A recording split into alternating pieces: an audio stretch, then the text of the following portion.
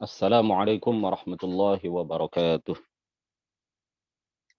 Ila asyrafin nabiyyina Muhammadir Rasulillah sallallahu alaihi wasallam wa alihi wa dhurriyyatihi wa azwajihi wa ahli baitihi al-kiram wa ila arwahi ikhwanihi minal anbiya'i wal mursalin was-sahabati wat-tabi'in wal awliya'is salihin wal ulama'il 'abidin wal malaikatil muqarrabin wal mujahidin fi sabili rabbil alamin wa ilal musannifin al mukhlisin ونخص خصوصا إلى سلطان الأولياء الشيخ عبد القادر الجيلاني والإمام أحمد الرفاعي الكبير وسلسلة رجال الطريقة الرفاعية وسلسلة رجال الطريقة القادرية وسلسلة رجال الطريقة النكشبندية وسلسلة رجال الطريقة العلوية وإلى أرواح المسلمين والمسلمات والمؤمنين والمؤمنات من مشارق الأرض إلى مغاربها برها وبحرها خصوصا آباءنا وأمهاتنا وأجدادنا وجداتنا ومشايخنا ومشايخ مشايخنا وأساتذتنا وأساتذة أساتذتنا ونخص خصوصا إلى شيخ مشايخنا الشيخ عبد الله الهرري والشيخ نزار حلبي والشيخ محمد هاشم أشعري الشيخ عبد الوهاب حسب الله والشيخ بالصري شنصور والشيخ عبد العزيز مشهوري الشيخ عبد المهيمن نور وسائر مشايخنا وأساتذتنا وإلى أولادنا بنية أن يجعلهم الله الصالحين والصالحات وإلى من فتح ونشر الإسلام في هذه القرية وبنية التوفيق والتيسير وبنية قضاء جميع الحاجات وبنية قضاء جميع الحاجات والديون وبنية الشفاء والنصر على الأعداء وقبول الدعاء ونيل كل سول ورؤية الرسول وشفاعة الرسول ومرافقة الرسول في الآخرة ولرضاء الله الفاتحة أعوذ بالله من الشيطان الرجيم بسم الله الرحمن الرحيم الحمد لله رب العالمين الرحمن الرحيم مالك يوم الدين إياك نعبد وإياك نستعين اهدنا الصراط المستقيم صراط الذين أنعمت عليهم غير المغضوب عليهم ولا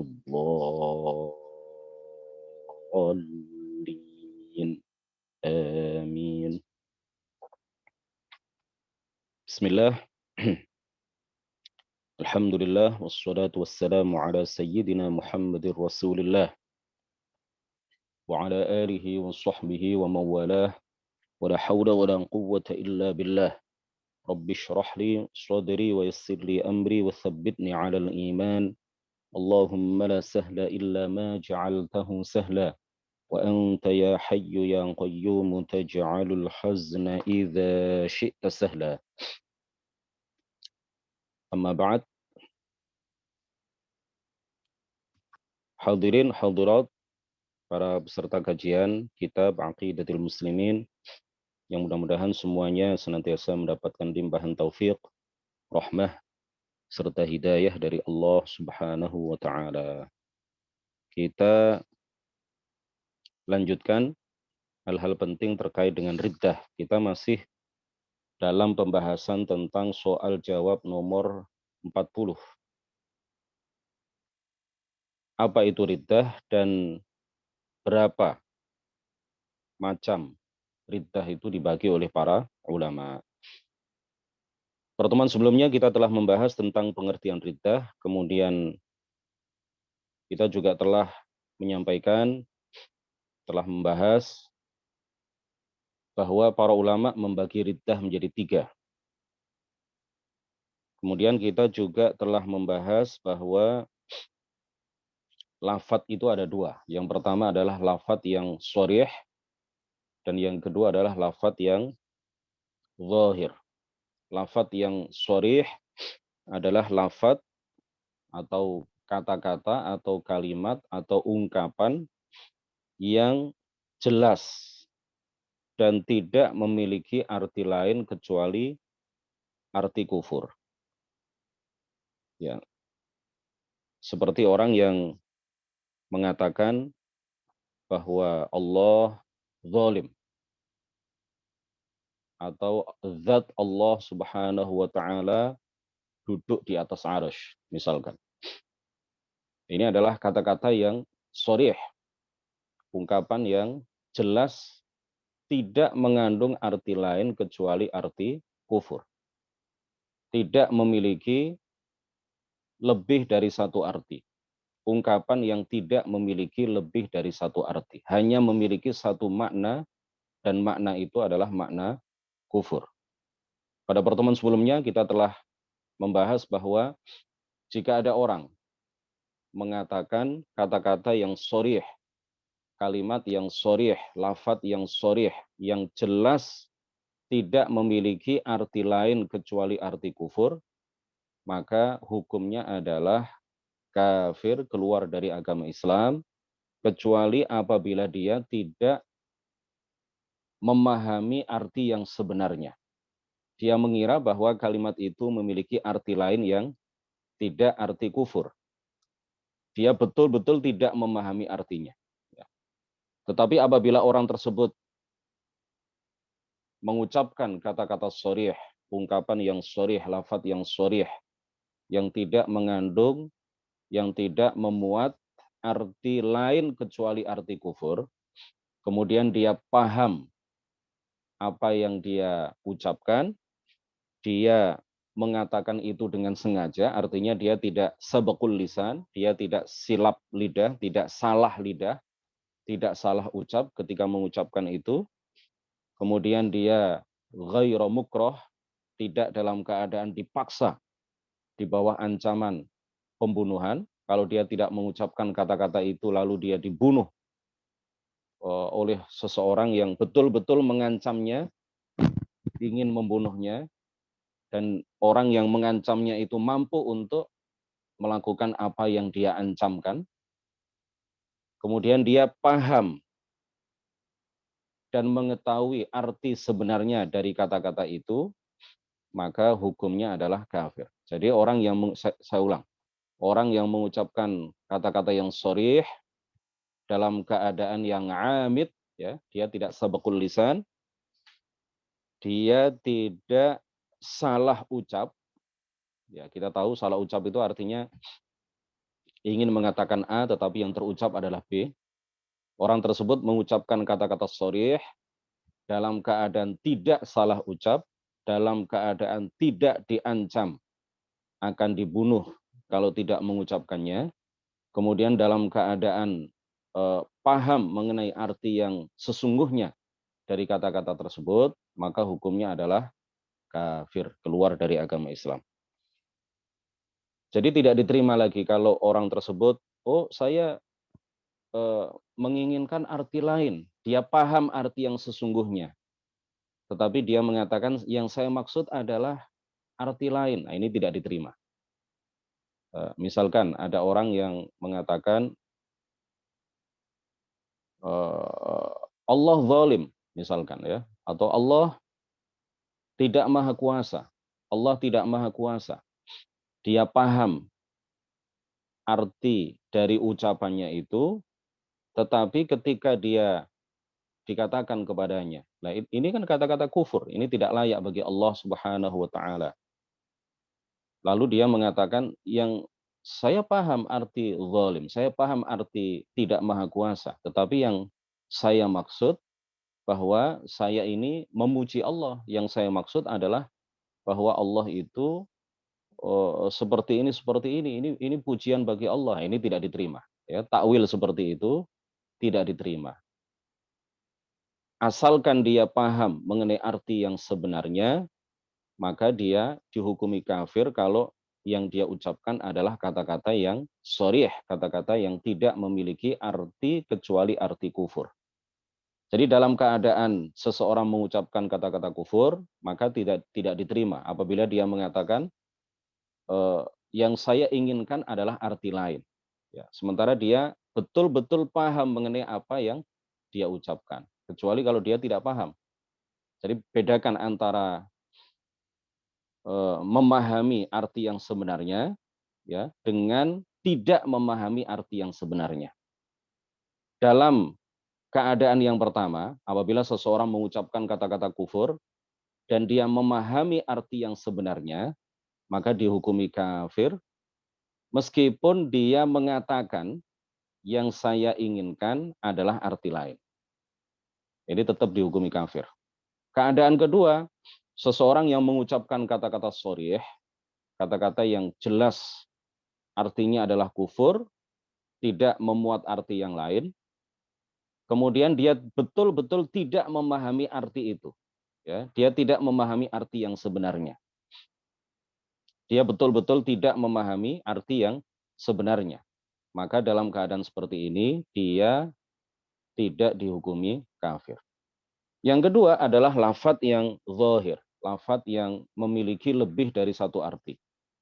Lafadz yang secara bahasa memang memiliki lebih dari satu arti. Sebagian artinya kufur dan sebagian artinya tidak kufur. Dalam keadaan seseorang mengucapkan kata-kata yang zahir, kata-kata yang memiliki lebih dari satu arti, maka yang dilihat untuk memberikan penilaian apakah orang itu kafir ataukah tidak, untuk menghukumi orang itu kafir ataukah tidak, dalam keadaan dia mengucapkan kata-kata yang zahir, maka dilihat arti mana yang dia inginkan.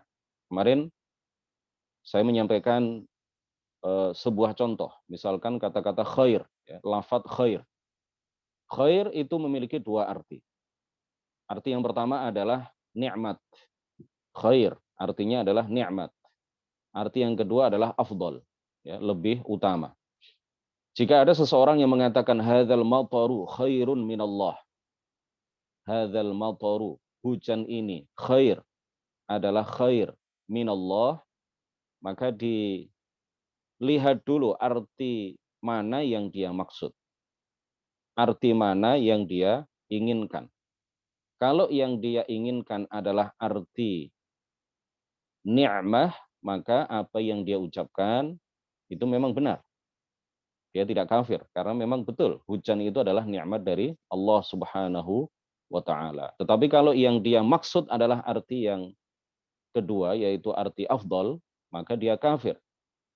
Ya, kalau diartikan afdal berarti kalau yang dia maksud dengan kata khair adalah afdal, itu artinya hujan itu lebih baik, lebih utama daripada Allah Subhanahu wa taala. Dan ini ucapan seperti ini kalau yang dia maksud adalah arti afdal, maka berarti dia telah keluar dari agama Islam. Dia telah kafir karena menyatakan bahwa ada sesuatu yang lebih utama daripada Allah Subhanahu wa taala. Kemudian kemarin saya juga sudah menyampaikan contoh lain. Semisal ada orang yang mengatakan as-salatu 'alan nabi makruha. As-salatu 'alan nabi makruha. Jadi kata-kata nabi itu bisa berarti orang yang Allah turunkan wahyu kepadanya, dan bisa berarti yang dimaksud adalah al-ardul muhtaudibah, tanah yang bergelombang, tanah yang tidak rata. Kalau yang dia maksud adalah arti yang pertama, as-salatu 'alan nabi makruha. Kalau yang dia maksud adalah arti yang pertama, yaitu orang yang mendapatkan wahyu dari Allah Subhanahu wa taala, sehingga artinya adalah apa? Membaca sholawat kepada Nabi itu hukumnya adalah makruh, membaca sholawat kepada Nabi hukumnya adalah makruh, maka ini kufur. Ya, ini takdzibun lisyara', memakruhkan sesuatu yang dianjurkan di dalam Islam, memakruhkan, menghukumi makruh sesuatu yang disunnahkan, ya, oleh Islam, ini hukumnya adalah kufur. Tetapi kalau yang dia maksud adalah arti yang kedua. Kalau yang dia maksud adalah arti yang kedua, yaitu tanah yang bergelombang, tanah yang tidak datar. Maka benar, sholat di atas tanah yang bergelombang hukumnya adalah makruh. Jadi as-sholatu diartikan sholat, kemudian Nabi di situ artinya adalah apa? Tanah yang bergelombang. Hukumnya makruh benar, karena memang orang yang sholat di atas tanah yang tidak datar, orang yang sholat di atas gundukan-gundukan tanah, ya, tanah yang bergelombang, maka dia tidak akan bisa menghadirkan kekhusyuan di dalam hatinya. Makanya dihukumi oleh para ulama sebagai perbuatan yang makruh. Baik, kita lanjutkan. Kemudian poin yang berikutnya, kufur yang shorih atau lafadz yang shorih fil kufur. Shorih fil kufur. Ya, orang yang mengucapkan kata-kata yang jelas mengandung arti kufur, maka dia dihukumi kafir meskipun dia tidak mengetahui hukum kekufuran. Artinya meskipun dia tidak tahu bahwa apa yang dia ucapkan itu mengeluarkan dia dari agama Islam. Saya ulang, ya. Ini penting sekali. Apabila ada seseorang yang mengucapkan kata-kata shorih fil kufur, walaupun dia tidak mengetahui bahwa apa yang dia ucapkan itu menyebabkan dia keluar dari agama Islam, maka dia tetap dihukumi sebagai orang yang kafir, sebagai orang yang keluar dari agama Islam. Ya, asalkan dia memahami apa yang dia ucapkan. Orang yang mengucapkan bahwa Allah zalim, bahwa Allah tidak maha kuasa, bahwa Allah bertempat tinggal di atas arasy, dan dia memahami apa yang dia ucapkan, maka dia dihukumi kafir walaupun dia tidak mengetahui bahwa apa yang dia ucapkan itu menyebabkan dia keluar dari agama Islam. Artinya dengan ungkapan lain, walaupun dia tidak tahu hukumnya, walaupun dia tidak tahu hukum riddah, walaupun dia tidak mengetahui bahwa ucapan yang shorih itu menyebabkan dia keluar dari agama Islam. Kemudian juga tidak disyaratkan seseorang terjatuh ke dalam kekufuran, tidak disyaratkan insyirah as-sadr. Tidak disyaratkan apa? Insyirahus sadr. Tidak disyaratkan keridhaan hatinya, kelapangan dadanya terhadap kata-kata kufur yang dia ucapkan dengan lisannya. Jadi kalau ada seseorang yang niatnya bercanda, ya niatnya bercanda, tujuannya memang untuk membuat orang-orang di sekitarnya tertawa. Dia mengatakan kata-kata bahwa Allah bukan Tuhan. Allah bukanlah Tuhan yang berhak disembah. Allah, kata dia, bukanlah satu-satunya Tuhan yang berhak disembah. Dia mengatakan, secara lisan dia mengatakan bahwa Tuhan itu, Tuhan yang berhak disembah itu banyak, bukan hanya Allah. Ini kan jelas kata-kata kufur. Dan dia paham mengenai apa yang dia ucapkan, walaupun hatinya tidak ridho dengan apa yang dia ucapkan, walaupun hatinya tidak meyakini apa yang dia ucapkan, walaupun hatinya tidak ridho dengan apa yang dia ucapkan, dia tetap dihukumi kafir. Walaupun hatinya tidak meyakini apa yang dia ucapkan, maka karena kata-kata kufur itu sudah terucap dari lisannya dan dia paham artinya, maka dia dihukumi sebagai orang yang kafir, keluar dari agama Islam. Banyak sekali kutipan-kutipan yang bisa kita sampaikan terkait dengan masalah ini. Ya, terkait dengan seseorang yang mengucapkan kata-kata kufur, walaupun hatinya tidak ridho dengan apa yang dia ucapkan, walaupun hatinya tidak meyakini apa yang dia ucapkan, maka hukumnya tetap kafir. Dalam kitab, ya kembali ke kitab ini, coba dilihat, di situ ada hadis yang sangat jelas menyatakan kepada kita bahwa seseorang yang mengucapkan kata-kata kufur, walaupun dia tidak meyakini apa yang dia ucapkan, walaupun dia tidak ridho dengan apa yang dia ucapkan, walaupun dia tidak mengetahui bahwa kata-kata yang dia ucapkan itu adalah kata-kata yang menyebabkan dia keluar dari agama Islam, maka dia tetap dihukumi sebagai orang yang keluar dari agama Islam. Baginda Rasulullah Shallallahu Alaihi Wasallam bersabda, Innal abda la yatakallamu bil kalimati ma yatabayyanu fiha. yazillu biha fin nari ab'ada mimma bainal masyriqi wal maghribi. Mimma bainal, halaman berapa kemarin?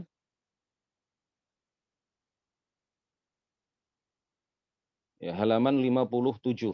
Hadis diriwayatkan oleh Imam Al-Bukhari, sahih, dan juga Imam Muslim. Innal 'abda la yatakallamu bil kalimati ma yatabayyanu fiha yahwi biha fin nari ab'ada mimma bainal masyriqi wal maghribi. Di dalam riwayat yang lain, hadis riwayat At-Tirmidzi, kita mungkin semuanya sudah hafal. Innal 'abda la yatakallamu bil kalimati la yara biha ba'sa yahwi biha fin nari sab'ina kharifa. Ya. Semakna ya, dua riwayat hadis itu semakna. Kita fokus ke apa yang tertulis di kitab. Sesungguhnya seorang hamba jika mengucapkan perkataan yang melecehkan atau menghina Allah atau syariatnya yang tidak dianggapnya berbahaya. Yang tidak dianggapnya berbahaya. Ya. Seseorang mengucapkan kata-kata yang melecehkan Allah, menghina Rasul, melecehkan syariat Allah Subhanahu wa taala, mencaci maki nabi, mencaci maki malaikat yang tidak dianggapnya berbahaya, padahal perkataan itu menjerumuskannya ke dasar neraka yang kedalamannya lebih jauh daripada jarak antara timur dan barat. Ya. Apa kata baginda Rasul? Ma yatabayyanu fiha, yang tidak dianggapnya berbahaya. Seseorang itu mengucapkan kata-kata kufur yang tidak dianggapnya berbahaya. Tidak dianggapnya sebagai perkataan kufur. Tidak ia anggap sebagai ucapan yang menyebabkan dosa, apalagi dia anggap sebagai ucapan yang mengeluarkan dia dari agama Islam.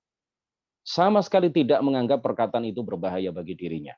Sama sekali tidak menganggap bahwa perkataan itu adalah ucapan dosa, apalagi menganggapnya sebagai ucapan kufur. Ya. Tidak menganggapnya berbahaya. Itu artinya apa? Diambil kesimpulan dari apa yang disabdakan oleh baginda Rasulullah Shallallahu Alaihi Wasallam, bahwa seseorang yang mengucapkan kata-kata kufur, maka dia dihukumi kafir meskipun dia tidak mengetahui bahwa apa yang dia ucapkan itu menyebabkan dia kafir. Meskipun dia tidak meyakini, meskipun hatinya tidak meyakini apa yang dia ucapkan. Meskipun hatinya tidak ridho, tidak lapang dada terhadap apa yang diucapkan oleh lisannya, kalau lisannya sudah mengucapkan kata-kata kufur, sharih dan dia paham artinya, maka orang tersebut dihukumi sebagai orang yang kafir. Jadi hadisnya sangat jelas. Kemudian ada beberapa kutipan, misalkan dari Ibnu Hajar Al-Asqalani, seorang pakar hadis kenamaan. Beliau mengatakan, qultu wa mimman janaha ila ba'dhi hadzal bahthi at-Tabari fi tahdhibihi, tahdhibul athar. Faqala ba'da an sarada ahadits al-babi fihi ar-radd ala qawli man qala la yakhruju ahadun min al-islam min ahli al-qiblati ba'da istihqaqihi hukmahu illa biqasdil khuruj minhu 'aliman فإنه مبطل لقوله صلى الله عليه وسلم في الحديث يقولون الحق ويقرؤون القرآن ويمرقون من الإسلام ولا يتعلقون منه بشيء ثم قال وفيه أن من المسلمين من يخرج من الدين من غير أن يقصد الخروج منه ومن غير أن يختار دينا على دين الإسلام.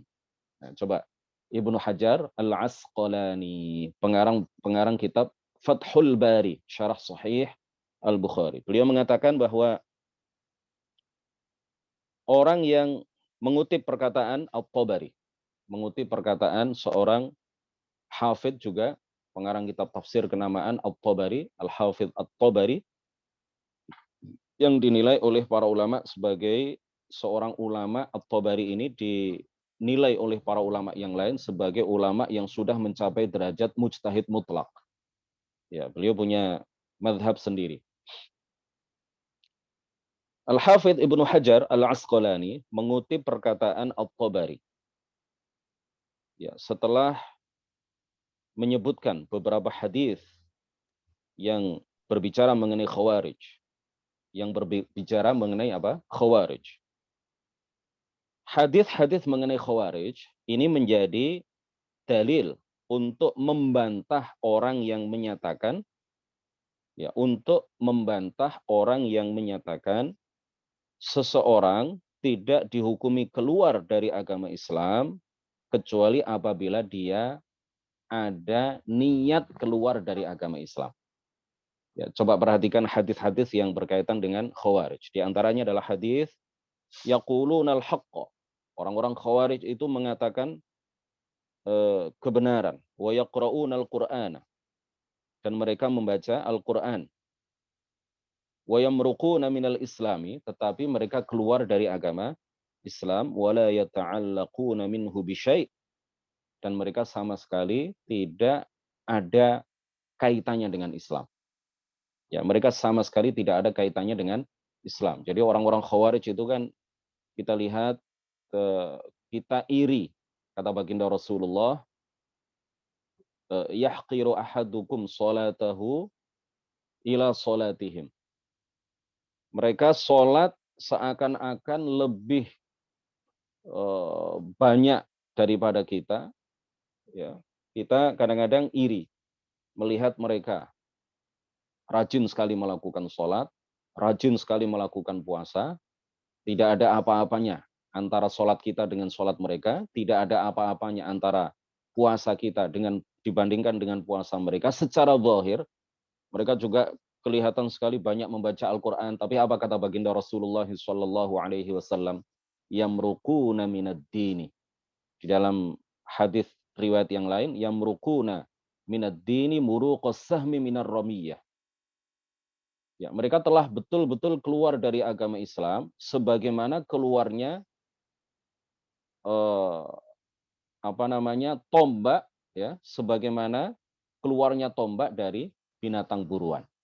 Sebagaimana keluarnya tombak dari romiyah, dari binatang buruan yang ditombak.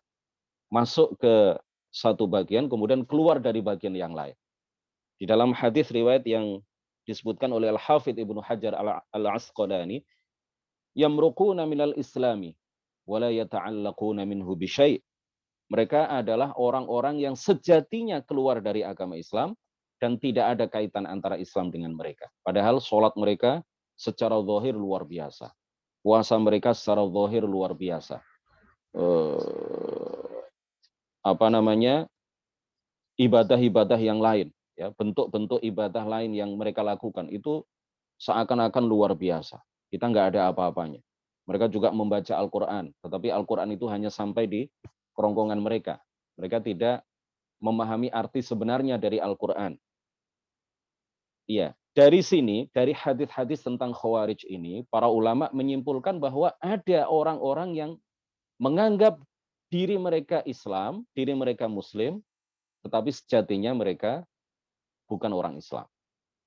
Ya, ini menjadi dalil untuk membantah orang-orang yang mengatakan ahlul qiblah, orang itu kalau sudah disebut ahlul qiblah, orang itu kalau sudah disebut sebagai ahli kiblat, orang Muslim, maka dia tidak dihukumi keluar dari agama Islam, kecuali apabila ada niat di dalam hatinya untuk keluar dari agama Islam.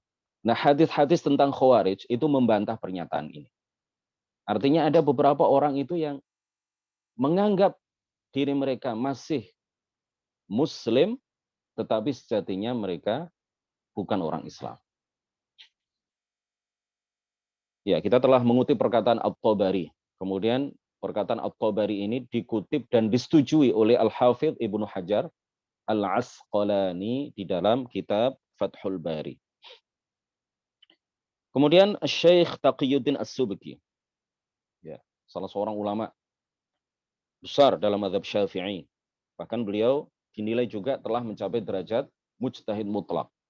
At-Taqi As-Subki atau Taqiyuddin As-Subki. Ada Taqiyuddin, ada Tajuddin. Tajuddin anaknya, ya. Ini ayahnya, Taqiyuddin As-Subki. Beliau mengatakan wala yunjihim ay al-khawarij i'tiqadul islami ijmalan wal 'amalu bil wajibati 'anil hukmi bi kufrihim kama la yunji as-sajida lis-sanami dzalika. Nah, ini jelas ya, kutipan dari As-Subki. Beliau mengatakan orang-orang Khawarij yang meyakini akidah-akidah yang menyalahi akidah yang telah diajarkan oleh para ulama ahli sunnati wal jamaah dan tidak menyelamatkan mereka dari hukum kufur, keyakinan atau i'tiqadul islami ijmala.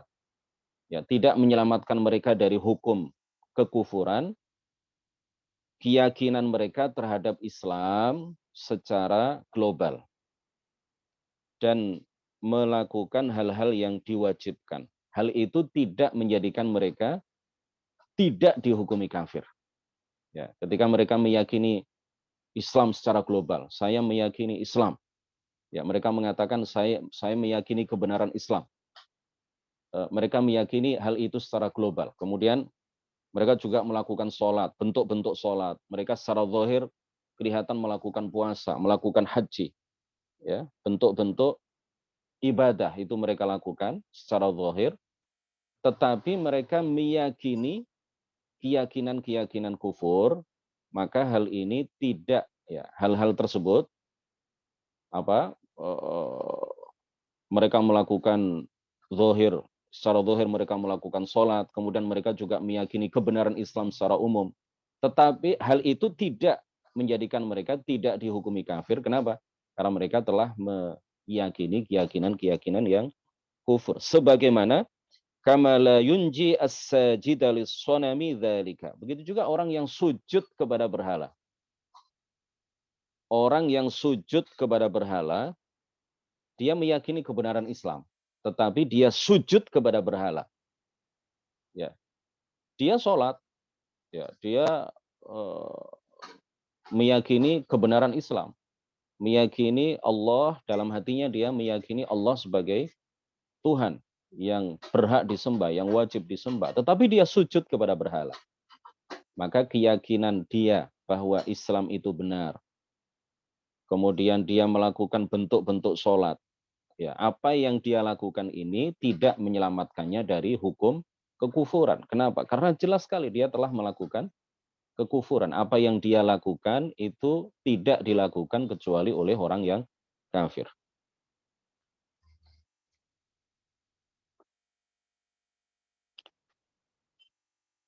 At-Tahawi, ini pembahasan yang panjang ya.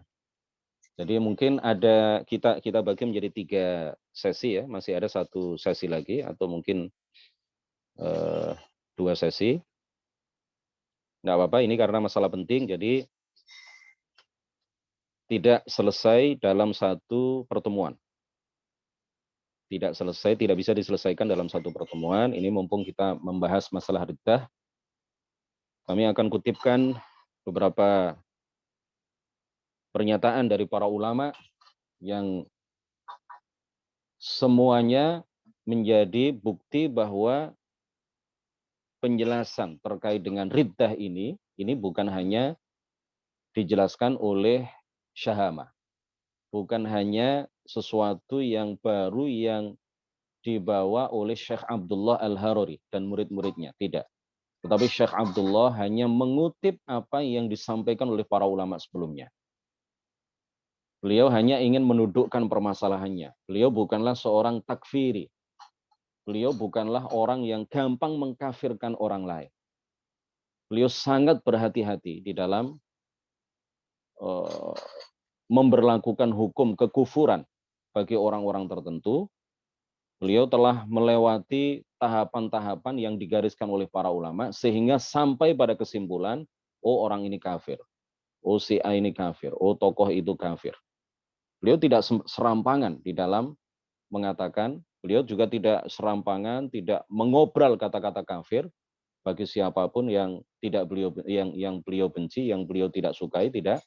Tetapi beliau telah melewati tahapan yang telah digariskan dan ditentukan oleh para ulama untuk sampai pada kesimpulan bahwa seseorang ini dihukumi kafir ataukah tidak. Nah, ini penting sekali agar kita semuanya paham bahwa ini betul-betul diajarkan oleh para ulama. Ini bukan sesuatu, bukan hal yang baru yang hanya dibawa dan dijelaskan oleh Syekh Abdullah Al-Haruri atau oleh Yayasan Syahama atau hanya oleh kitab ini misalkan ya. Barakallahu fikum, insyaallah kita lanjutkan pada pertemuan berikutnya masih membahas tentang masalah riddah, tentang masalah kufur. Ada beberapa kutipan lagi dari para ulama yang penting sekali untuk kita pahami bersama.